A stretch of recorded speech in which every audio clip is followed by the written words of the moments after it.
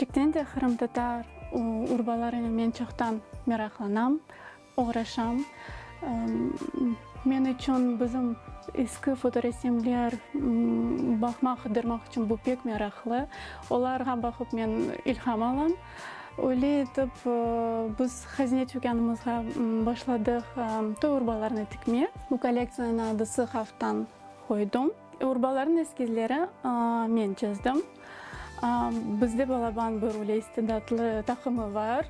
Усталарымыз, түкүжелер, олардың ярдымы эле бу коллекция пайда болду. Элбетте, олар зимайын иштелерген, шымдылык модуга бакып, энди олары кемек мүлкүн.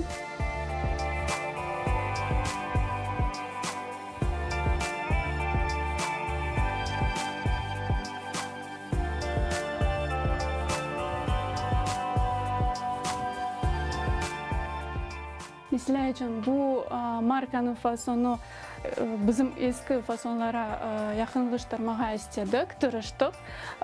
O bizim Kırım Tatar Muzeyinin jıyıntığından alıngan. Biz yaptık onu kaşmir tokumasından ve mında kadifeden yapılgan şirtler var.